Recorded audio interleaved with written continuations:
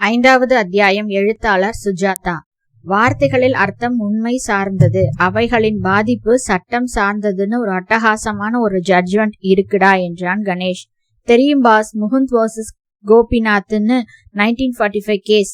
சரி, அது கிடக்கட்டும், ஆபீஸை மாத்தணும் பாஸ் என்றான் வசந்த். ஏண்டா? தம்புச்செட்டியில போக்குவரத்து அதிகமாயிடுச்சு. ஹைகோர்ட் பகுதியில டிராபிக் விதிகள் வாரம் மாறுது. ஆபீஸ் வர்றதுக்கே 1 மணி ஆயிடுது. ஆபீஸ மாத்த வேண்டாம், காரை மாத்தலாமே. சாண்ட்ரோன்னு எவ்வளவோ கார் இருக்கே, அதை வாங்கிடேன். ஸ்கூட்டர் வாங்கு என்றான். பாஸ், அன்னைக்கு ஒரு நாள் இந்த மாதிரி குட்டியா கார் ஒன்னை என் மேல ஏத்திட்டான்.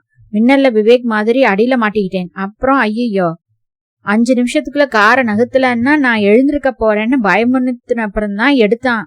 வர வர நீ ரொம்ப ரயில் விடுறடா. பாஸ், எப்படியும் ஆரேபுரத்துக்கு மாத்திடணும். அங்க ஒரு ஹோட்டல்ல ஒரு ஐட்டம் சூப்பரா இருக்கும். அதான பார்த்தேன். சாப்பாடா இல்ல சரசமா? ரெண்டுமே. அந்த வாரம் அவர்கள் கேஸ் ஒன்று ரிவிஷன் கேட்க வேண்டுமா, அப்பீலுக்கு போக வேண்டுமா என்பதில் மும்முரமாக இருந்ததால் அலுவலகத்தை மாற்றும் யோசனையை அவர்கள் ஒத்தி போட்டிருந்தார்கள். அப்பீலுக்கும் ரிவிஷனுக்கும் என்னடா வித்தியாசம்? 6 வித்தியாசங்கள் பாஸ். ஒன்னு சொல்லு. கோர்ட்டுடைய சில ஆர்டருக்கும் டிக்ரிக்கும் தான் அப்பீல் உண்டு. அப்பீல் இல்லாத கேஸ்களில் தான் ரிவிஷன் கேட்கலாம். வசந்தை விட்டால் அத்தனையும் சட்டங்களையும் ஒப்பிப்பான் போல. அப்பீலுக்கு பார்ட்டி ஒரு மெமராண்டம் எழுதி கொடுக்கணும். ரிவிஷனுக்கு அப்ளிகேஷன் தேவையில்லை. போதும் ஆகும். நம்ம நிஜாமுதீன் கேஸ்ல ரிவிஷன் கேட்க முடியாதுங்கிற. தேவையில்லை பாஸ், ஜட்ஜு தான் அப்பீல் பண்றதுக்கு அனுமதி கொடுத்திருக்கிறாரே. பாஸ், சீனியரை மாத்திரலாம்னு பாக்குறேன். பரமேஷ் கிட்ட போயிடலாம்னு தோணுது. ஏன்டா, சம்பளம் பத்தலையா? இல்ல பாஸ், அவர்கிட்ட ஸ்டன்னிங்கா ஒரு அசிஸ்டன்ட் இருந்தது, என்னாச்சுன்னு தெரியல.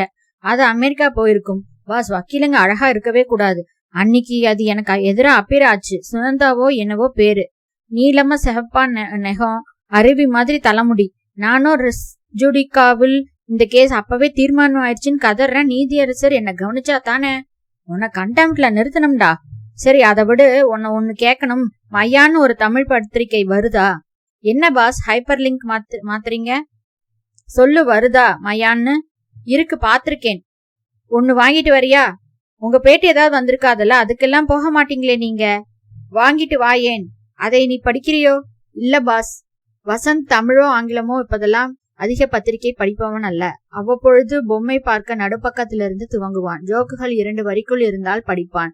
ராசி பலன் படிப்பான். நடிகைகளை பற்றி தவறாமல் பார்த்துவிட்டு தூக்கி எறிந்து விடுவான். ஒரு காலத்தில் கவிதை படித்துக் கொண்டிருந்தவன் இப்பொழுது தொட மாட்டான். கவிதைக்கான விஷயங்கள் எல்லாம் பாழடைந்து போய்விட்டதாக அவன் கருத்து. கணேஷ் அப்படி இல்லை. அவன் பத்திரிகை டேஸ்டே வேறு. ஏழைதாசன், எரிமலை, நவீன விருட்சம், வள்ளுவம், இப்படி அவனுக்கு உலகத்தில் உள்ள அத்தனை சிறு பத்திரிகைகளும் பதிவு தபாலிலும் பதியாத தபாலிலும் வரும். சமயம் கிடைக்கும் போதெல்லாம் படிப்பான். கியூ வரிசைகளில் நிற்கும் பொழுது, டாக்டர் அறைகளில், பாத்ரூமில் காழ்த்திருக்கும் பொழுது, விமானத்தில், ரயிலில், கிரிக்கெட் மேட்ச் இடைவெளிகளில் வசந்துக்கு எப்பொழுதுமே இது ஒரு ஆச்சரியம். பாஸ், இதையெல்லாம் படிக்கிறீங்களா? படிக்கிற மாதிரி பாவனை பண்றீங்களா? படிக்கிறேன்றா? Very very interesting. வசந்த் அவைகளில் ஒன்றை தேர்ந்தெடுத்து புரட்டி, இதுவா இன்ட்ரெஸ்டிங்? பாத்திரம் தனது தகுதிக்கும் சூழலுக்கும் ஏற்றாற்போல இருக்கும் கோட்பாடு எல்லைகளின் விரிவு அழகியல் சார்ந்தது மட்டுமல்ல. என்ன பாஸ் இதெல்லாம்? என்ன பாஷை இது? தமிழ் தாண்டா, இட்ஸ் வெரி கிளியர். அவர் சொல்றது என்னன்னா, ஐயையோ, உங்களுக்கு ஒரு பெரிய கும்பிடு, ஆளை விடுங்க. எனக்கு புரியறது இந்த பாஷை தான்ப்பா. தங்கை நடிகையும் அக்கா நடிகையும் ஒரே தயாரிப்பாளரை போய் பார்க்க அக்கா இரட்டிப்பு கவர்ச்சியாக நடிக்க ஒப்புக்கொண்டாலும் தங்கையின் முகத்தில் துரு அக்காவிடம் இல்லாததற்காக அந்த கோடாலி மீசை தயாரிப்பாளர் நடிகையை அமாவாசைக்கு அழைத்துவிட இருவருமே டென்ஷன் ஆகிவிட்டனர். இது தமிழ். இது எனக்கு சுத்தமாவே புரியறதில்லடா என்றான் கணேஷ். இதான் பாஸ், அரசியல் குழப்பத்துல எந்த நாற்காலி கவிழுமோ, எந்த முதுகுல யார் குத்துவாங்களோ, பார்லிமெண்ட்ல எப்ப கூச்சல் குறையுமோ, எங்க நிலநடுக்குமோ, அப்படிங்கிற மாதிரி உலகத்துல இருக்க இந்த செய்திகளும் சினிமா செய்திகள் மட்டும்தான் நம்மள கரை சேர்க்கும். நீங்க படிக்கிற மாதிரி புத்தகங்கள்லாம் ஒண்ணுமே எதுக்குமே உதவாது பாஸ். உனக்கு விமோச்சனமே கிடையாதுரா என்றான் கணேஷ். கணேஷ் மயா பத்திரிகையை வாங்கி வர சொன்னது வசந்துக்கு ஆச்சரியம் அளித்தது. என்ன பாஸ், கட்சி மாறிட்டீங்களா? நம்ம சைடு வந்துட்டீங்களா?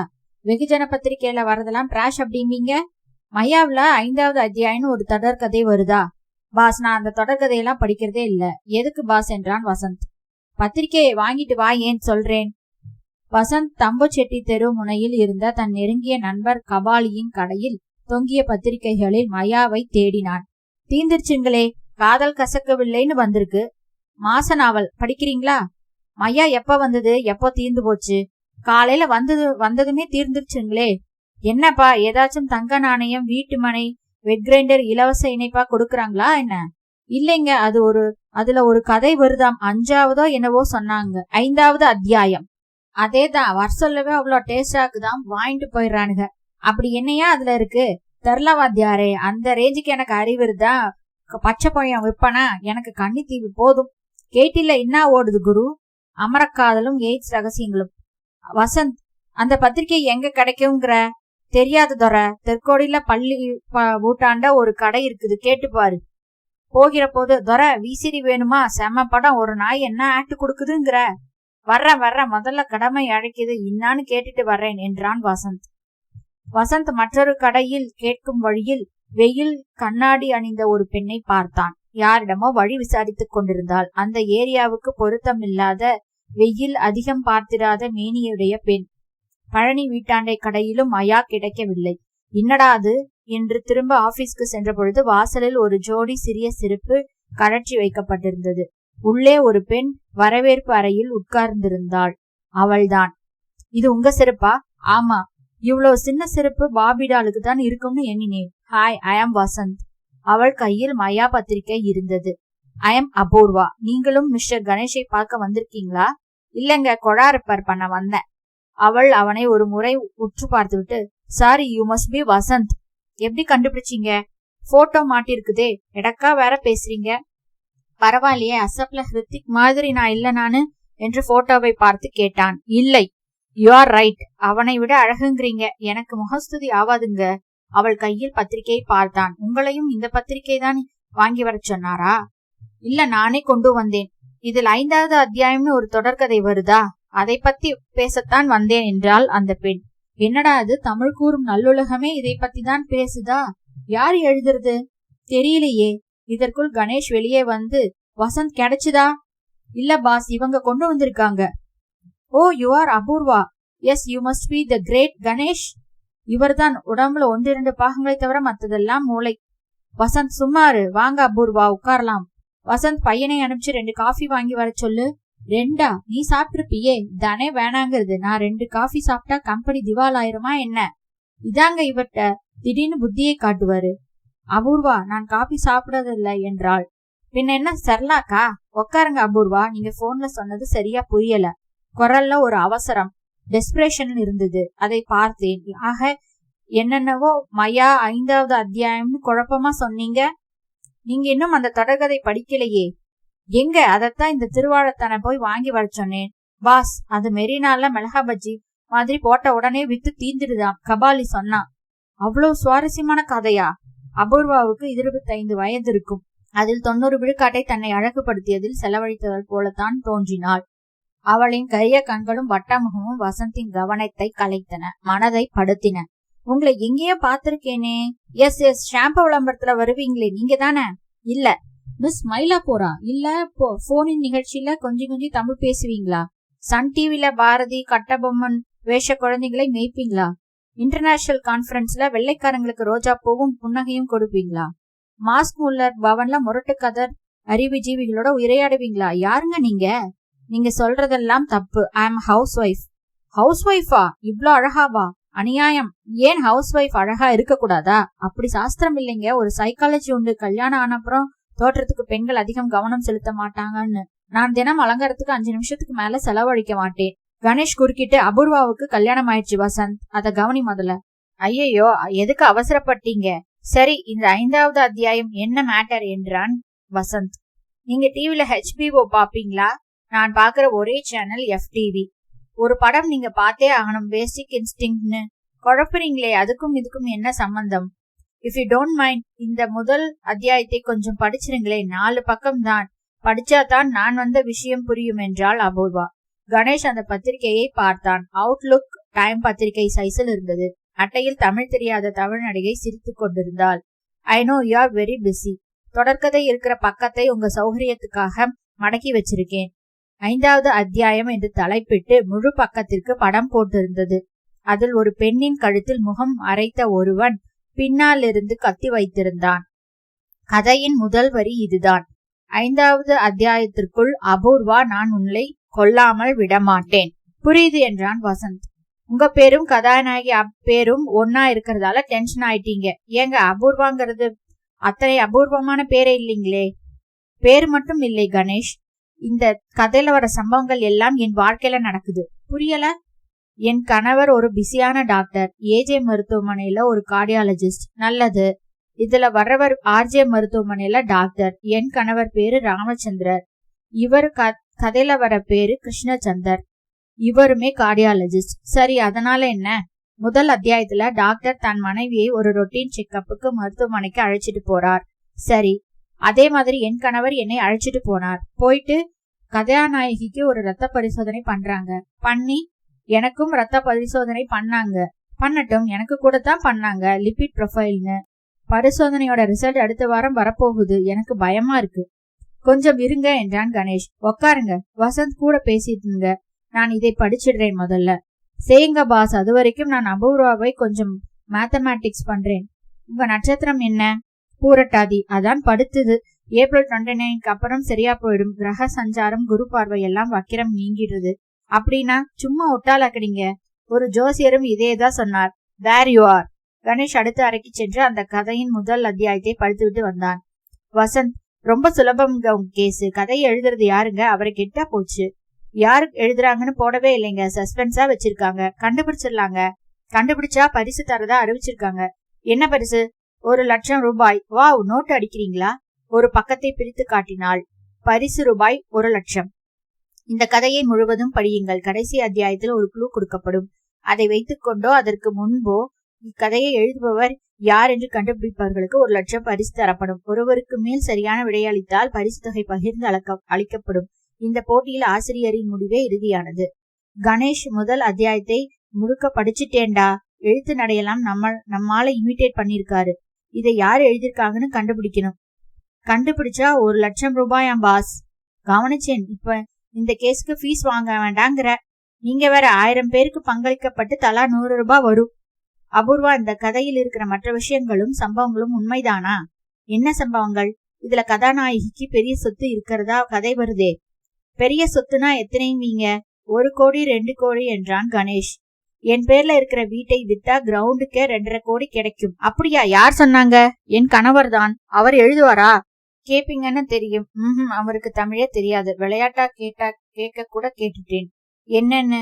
ராம், நீ யாரையாவது வச்சு இங்கிலீஷ்ல எழுதி அவங்க மொழி பெயர்க்கிறாங்களான்னு கேட்டேன். கடகடான்னு சிரிச்சார். அபூர்வா, நான் கேக்குறதுக்கு கவனமா பதில் சொல்லுங்க. இந்த அத்தியாயத்தில் வந்திருக்கிற கதையும் உங்க வாழ்க்கையும் ஒத்து போறது தற்செயலா இருக்க வாய்ப்பு இருக்குதா? இல்லைங்க. எப்படி சொல்றீங்க? இந்த பேராவை பாருங்க. அபூர்வா தன் ரோஜா நிற நைட் கவுனில் மெல்லிய வெளிச்சத்தில் படுக்கையில் வந்து படுத்தாள். அருகே தலைகீழாக புத்தகம் படித்துக் கொண்டிருந்த குமார் அவள் வந்ததும் தலையை நிமிர்த்தினான். என்ன செய்யறதா இருந்தாலும் விளக்கை அணைச்சிட்டு தான் என்றாள். அதுக்கு முன்னாடி ஒரு கேள்வி. என்ன, உங்களுக்கு ஒரு மச்சம் இருக்குன்னு சொல்லவே இல்லையே. இதுல போட்டிருக்கிற மாதிரி உங்களுக்கு மச்சம் இருக்கா, இல்ல இது புதுசா? மச்சம் இருக்குதா என்றான் வசந்த். ஆமாங்க என்றாள் வெட்கத்துடன். காட்டுங்க, வக்கீல் கிட்ட எந்த விஷயத்தையும் மறைக்க கூடாதுங்க. வசந்த் என்று அதட்டினான் கணேஷ். காட்டுறேன். அவள் தன் புஜத்தில் ஆடையின் ஸ்லீவை விளக்கி முழங்கைக்கு மேல் காட்டினாள். இதைத்தான் சொன்னார். இந்த மச்சம் இருக்கிறது யாருக்கும் தெரியாது. மேலும் அவர் பெட்ரூம்ல கேட்ட கேள்வி எப்படி கதையில வருது? Night gown colour. ஆபீஸ்ல எப்பவாவது ஸ்லீவ்லெஸ் போட்டுட்டு போயிருக்கலாமே. என்கிட்ட ஸ்லீவ்லெஸ் கிடையாதுங்க. எனக்கு அந்த ட்ரெஸ் பிடிக்கவே பிடிக்காது. அப்போ உங்க கணவரோ இந்த மச்சம் இருக்கிறதை அறியக்கூட யாரோ எழுதணும். உங்க கூட ஒரு விளையாட்டு விளையாடுறாங்களோ? என் கணவருக்கு அதுக்கெல்லாம் நேரமே இல்லைங்க. Busy doctor. அவரை நாங்க சந்திக்கலாமா என்றான் கணேஷ். தாராளமா. அதுக்கு முந்தி இதை எழுதுறது யாருன்னு கண்டுபிடிச்சிட்டா பிரச்சனை தெளிவாயிடும். நான் பத்திரிகை ஆபீஸ்க்கு போன் செய்த போது, சாரி மேடம், அதை நாங்க இப்ப சொல்ல முடியாது, தொடர்கதை முடிஞ்சதும் அறிவிப்போம் அப்படின்னாங்க. வசந்த், இது அவதூறு லைஃப்ல வருமா? ஒரு இன்ஜெக்ஷன் வாங்கிக்கலாமா? லைபல்னா ஒருத்தருடைய நல்ல மதிப்பை கெடுக்கணுங்கிற உத்தேசத்தோட அவரை பத்தி மற்ற பேர் அறியும்படி பேச்சாலையோ எழுத்தாலையோ அல்லது ஒரு பொருளாலையோ திட்டுறதுதான் சட்டப்படி அவதூறு. புரியலை. பாருங்க, ஈபிகோல ஒரு செக்ஷன் 499 என்னவோ இருக்குது. அவதூறுன்னு அதுக்கு ஏகப்பட்ட விதிவிலக்கு இருக்கு. வசந்த், முதல்ல எழுதுறது யாருன்னு கண்டுபிடி. அப்புறம் அவதூறா இல்லையான்னு யோசிக்கலாம். இந்த கதை வெளிவராம பாதியில நிறுத்த முடியுமா? கஷ்டம்ங்க. இதுவரைக்கும் நீங்க சொன்னது முழுக்க தற்செயல்ங்கிற அடிப்படையில விளக்கம் கொடுத்துடலாம். வேணும்னா ஒரு நோட்டீஸ் கொடுத்து பார்க்கலாம். அந்த மச்சம் எங்க எல்லாருக்கும் எல்லா இடத்துலயும் மச்சம் இருக்குங்க. என்கிட்டயே சட்டையை கட்டினா புள்ளிமான் மாதிரி அங்கங்க மச்சம் என்றான் வசந்த். வீட்டோட வர்ணனை கூட அப்படியே இருக்கு கணேஷ். மீன் தொட்டி, குட்டியா, சுவத்துல நுழையறதுக்கு முந்தி செருப்பு வைக்கிற இடம், பிள்ளையார் பிறைக்குள்ள பிள்ளையார் பொம்மை, லசாபோ நாய். பாருங்க அபூர்வா, இப்போ ஒருத்தர் நல்லவர், ஒரு மகான் இருக்கார். அவர் ஒரு கடிகாரத்தை திருடிடான்னு மற்ற பேர் நம்ப முடியாம பேசினாலோ எழுதினாலோ அவதூறு. கற்பனை கதையில உண்மையான சூழ்நிலை வர்ணிக்கிறதுல ஏதும் தப்பு இல்ல. அதில் உள்ள பெண் நான் தானே நீங்க நிரூபிக்கணும். அது கொஞ்சம் கஷ்டம். மற்ற பேரும் அது உங்க கதைன்னு நம்புறதா நீங்க நிரூபிக்கணும். மேலும் உங்க மேல வசையோ தன்மான இழப்போ ஏற்படணும். அப்பதான் அது அவதூறு ஆகும். இப்ப நான் என்ன பண்ணணும்ங்கிறீங்க? முதல்ல உங்க கணவர்கிட்ட சொல்லிடுங்க. அவர் தப்பா நினைச்சுக்காம இருக்கட்டும். அவர் சிரிக்கிறாரே, சிரிக்க வேண்டாம். அதை உண்மைன்னு மதிக்காம இருந்தா போதும். நீங்க எதுக்கும் நாளைக்கு இதே சமயம் வாங்க. கதையை எழுதுறது யாருன்னு கண்டுபிடிச்சிடும். அதுக்கப்புறம் மேற்கொண்ட ஆகிறதை பேசலாம். அவள் போனதும் வாட் யூ திங்க் என்றான் கணேஷ் வசந்திடம். கேஸே இல்ல பாஸ், வெத்து. இதுவரைக்கும் லெபல்லஸா எதுவும் நடக்கலைன்னு தான் என் கருத்து. You are right Vasanth. ஆனாலும் எழுதுறது யாருன்னு எப்படி கண்டுபிடிப்ப? அந்த பத்திரிகை ஆபீஸ்க்கு போய் கொஞ்சம் கலாய்க்கிறேன். அங்கேயே ஸ்டாஃப்ல யாராவது புனை பெயர்ல எழுதுறதா இருக்கலாம். இதுல பேரே போடலையே. வசந்த் அன்று மாலை 4:30 மணிக்கு மகாலிங்கபுரத்தில் இருந்த மயா அலுவலகத்திற்கு போனான். பார்த்தால் பத்திரிகை அலுவலகம் என்று சொல்வது கடினம். ஐயப்பன் கோவில் தாண்டி ஒரு சந்தல் இருந்தது. போர்டு ஏதும் இல்லை.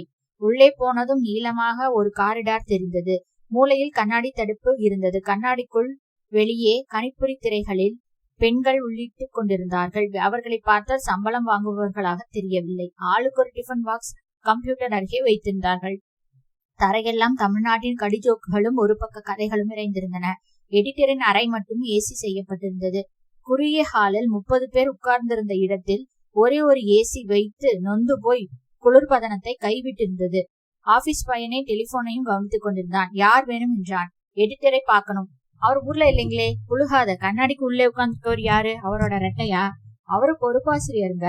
அவரை தாயா பார்க்கணும். என்ன விஷயமான இந்த சீட்ல எழுதி கொடுத்தீங்கன்னா? வசந்த், ஹிந்துஸ்தான் லீவர்ல உங்க பத்திரிகை மூலமா அவார்டு இளம் சினிமா நடிகைகளுக்கு கொடுக்க விரும்புறாங்க என்று எழுதி இது சம்பந்தமா பேசணும்னு சொல்லுங்க. பொறுப்பாசிரியர் அதை பார்த்ததும் கதவை உடனே திறந்து வெளியே வந்து வரவேற்றார்.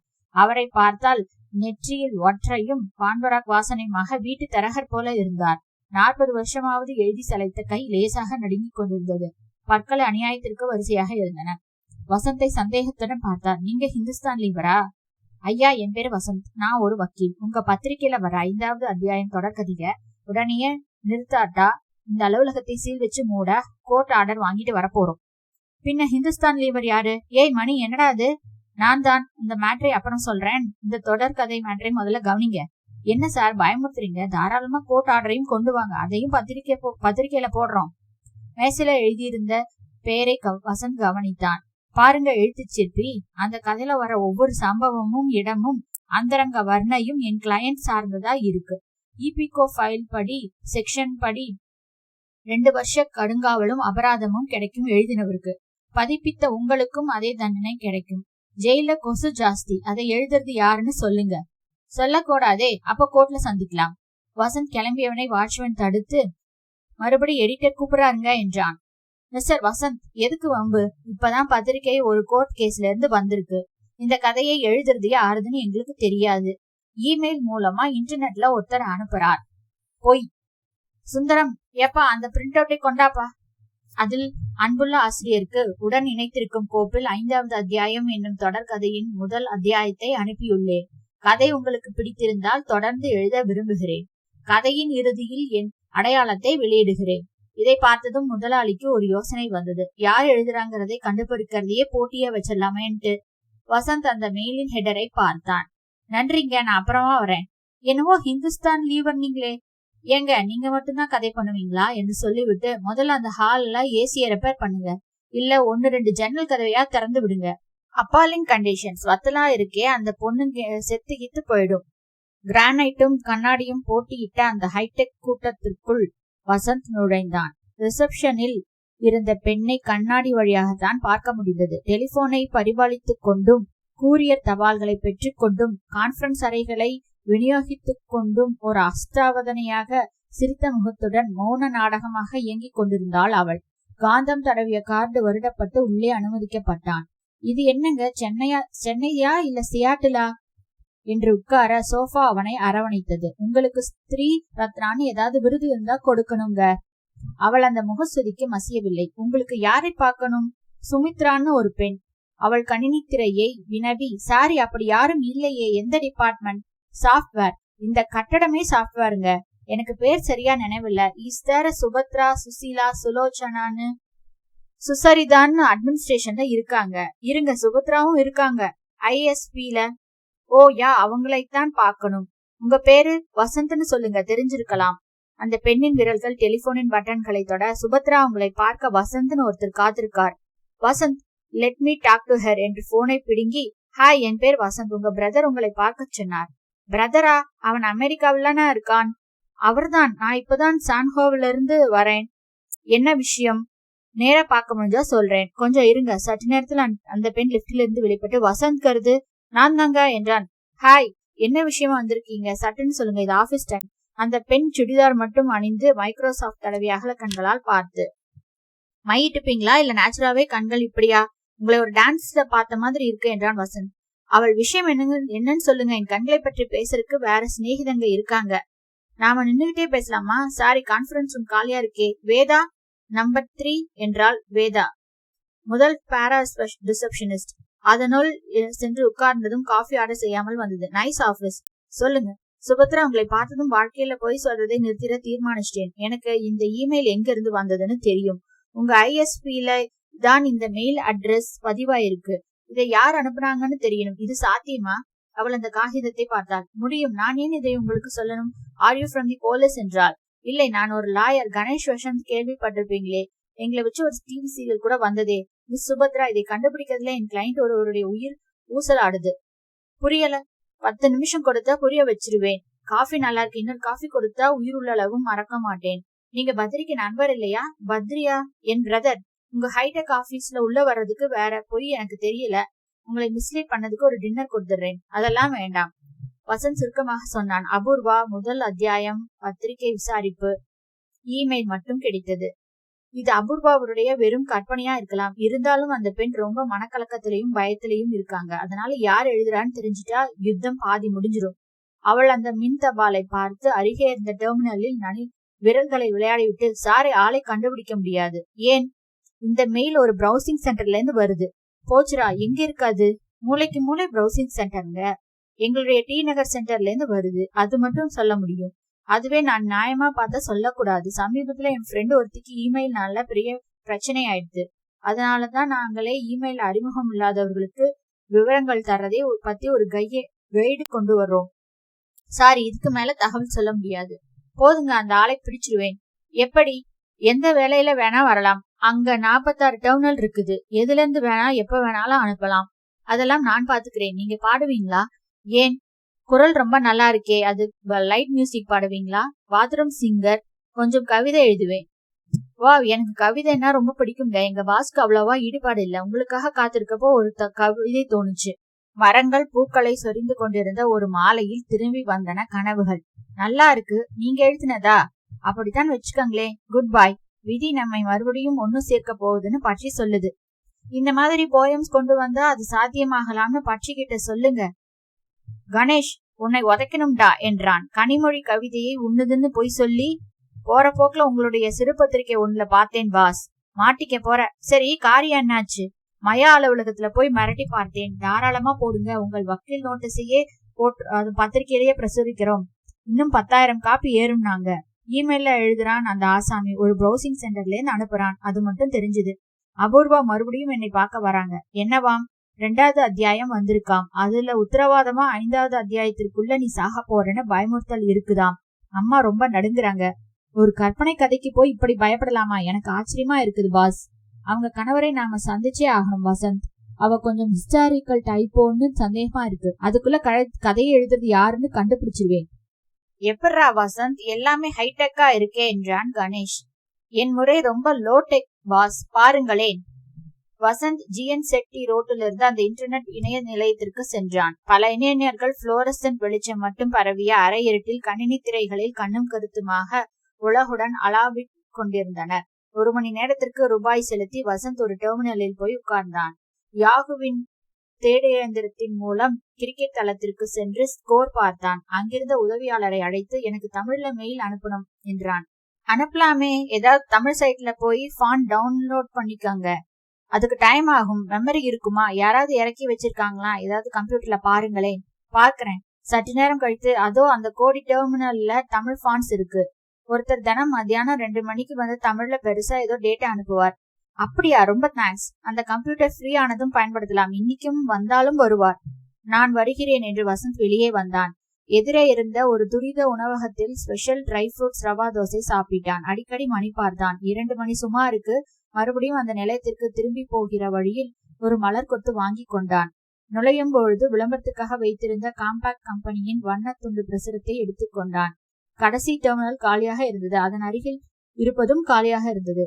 அந்த அருகாமை டெர்மினல் போய் உட்கார்ந்தான். காத்திருந்தான். சரியாக 2:20 அந்த இளைஞன் வந்தான். சற்றென்று தன் முழங்கால் பையில் இருந்த அந்த காகிதங்களை எடுத்து பிரித்தான். மேசை மேல் வைத்தான். திரையில் தமிழ் எழுத்துக்களை வரவழைத்தான். திறமையாக அதில் உள்ளிட ஆரம்பித்தான். 5வது அத்தியாயம் 3. அபூர்வா, இதெல்லாம் வேடிக்கை என்றுதானே எண்ணுகிறாய்? இது வேடிக்கை அல்ல. வியாழக்கிழமை நிகழ்ந்ததற்கு அப்புறம் உன்னை கொல்லும் தீர்மானம் உறுதிப்பட்டு விட்டது. காத்திரு. 5வது அத்தியாயம் வரும் வரை. வசந்த் அதை ஓரக்கண்ணால் பார்த்துவிட்டு அமைதியாக அந்த இடத்திலிருந்து நழுவினான். கட்டிடத்திற்கு வெளியே வந்து செல்போனில், பாஸ், ஆளை கண்டுபிடிச்சிட்டேன் என்றான். கிரேட், எப்படா என்றான் கணேஷ். சொன்னேனே, சுத்தமான லோடெக். காத்திருத்தல், கண்காணித்தல், காதையும் கண்ணையும் திறந்து வைத்திருந்தால் தமிழ்ல கீபோர்ட்ல விளையாடுறார். அவசரமா அத்தியாயம் அடிக்கிறார் துரை. அப்பப்போ இங்கேயும் அங்கேயும் பார்த்துக்கிறார். வயசானவரா? இல்ல, இளைஞன்.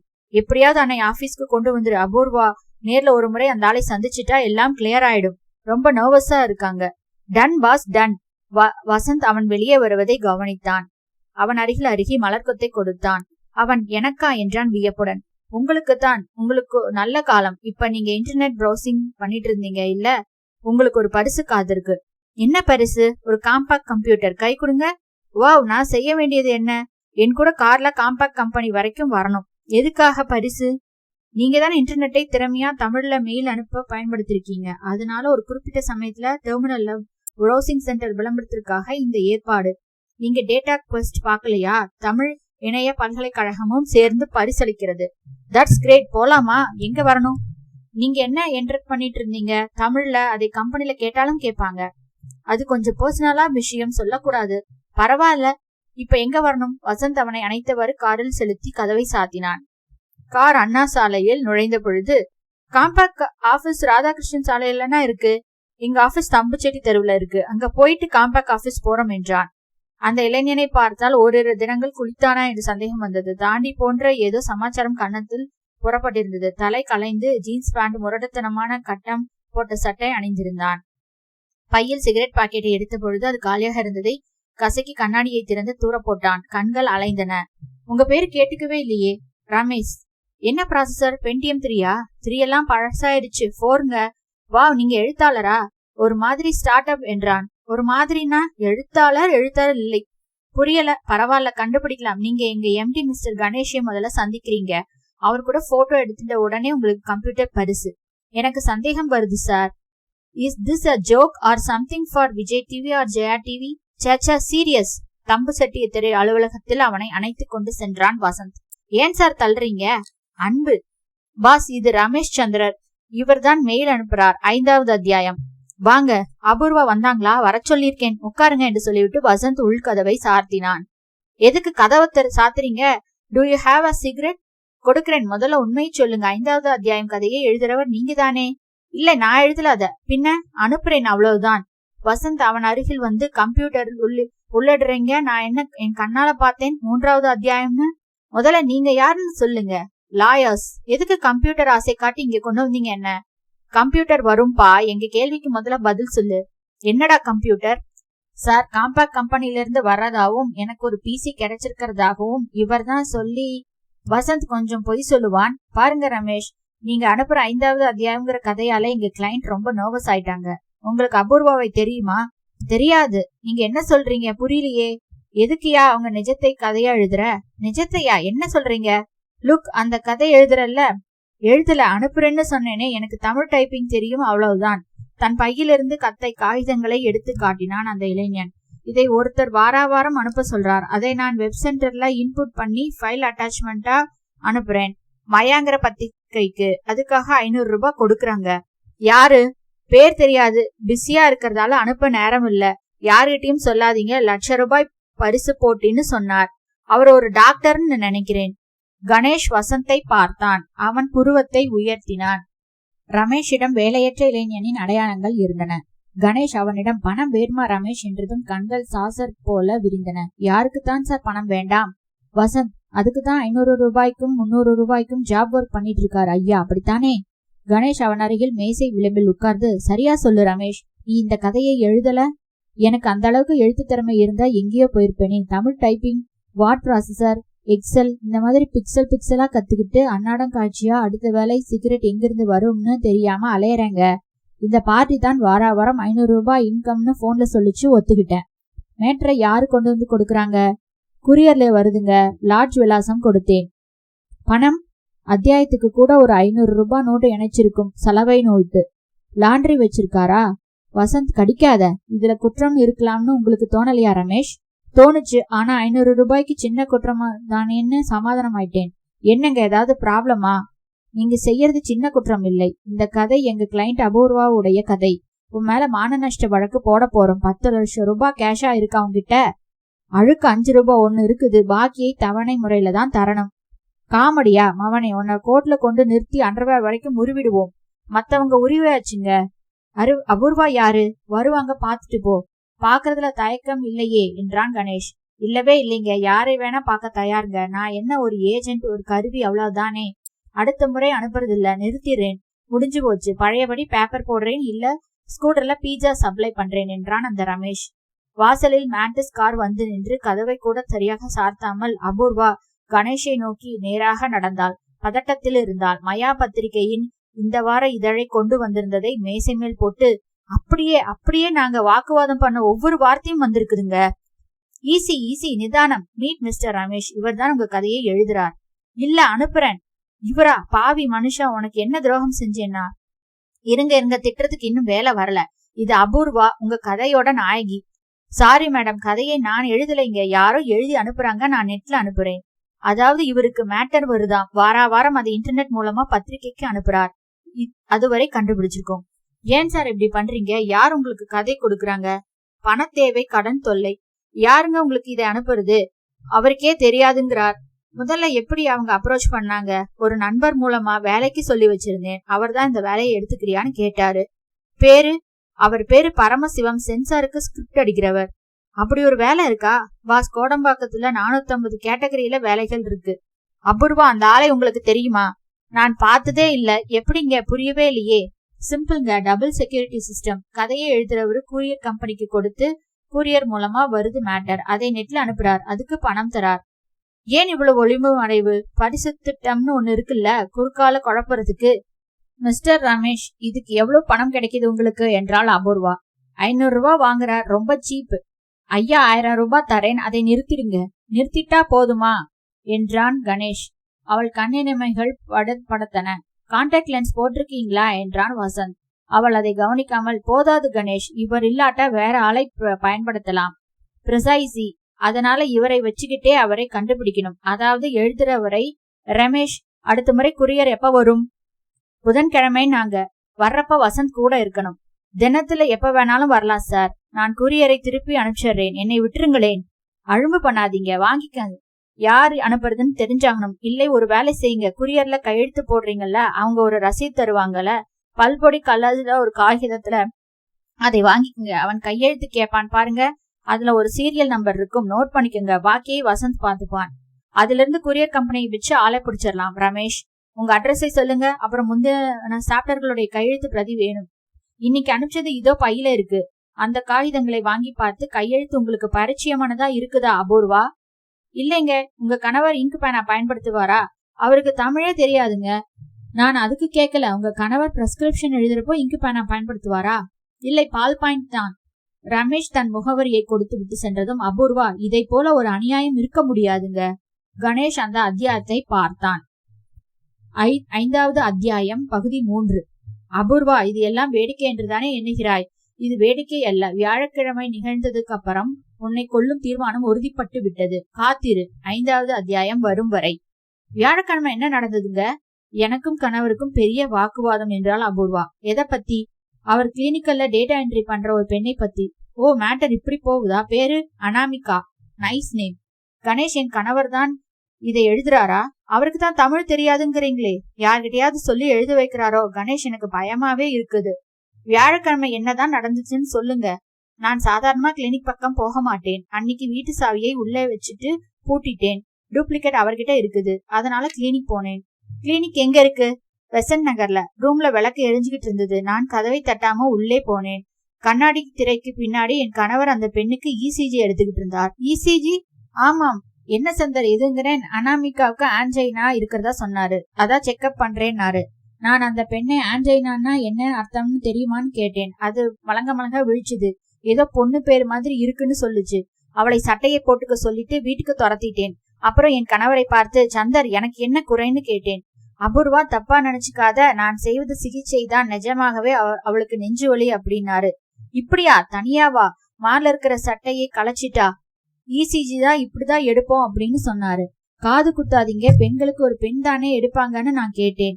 அவ இன்னைக்கு லீவுன்னு பொய் மேல பொய்யா அடிக்கிட்டே போனாரு. மெஷின் ஆன் பண்ணவே இல்லையேன்னு கேட்டேன். பேட்டரின்னு சொன்னாரு. இப்பதான் அணைச்சேன்னாரு.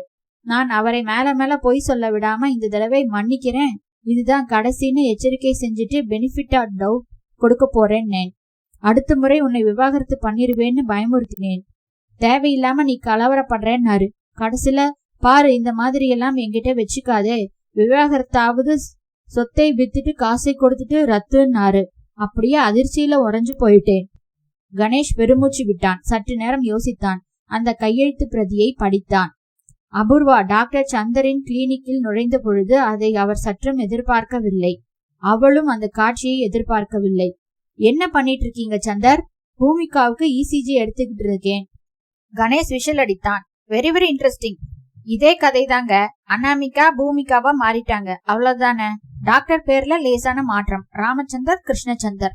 வசந்த், முதல்ல டாக்டர் சந்தரை போய் பார்க்கலாம் என்றான் கணேஷ். டாக்டர் சந்தரின் கிளினிக் பெசன்ட் நகரின் அமைதியான பகுதியில் இருந்தது. வரவேற்பு அறையில் பழைய அவுட்லுக் இதழ்கள் அடுக்கி வைக்கப்பட்டிருந்தன. The heart of the matter என்று ஒரு இதயத்தின் படம் அலங்கரித்தது. பற்பல கம்பெனிக்காரர்களின் விளம்பர கேலண்டர்கள் தொங்கின. வசந்தும் கணேஷும் தான் சென்றிருந்தார்கள். அபூர்வா வர மறுத்துவிட்டாள்.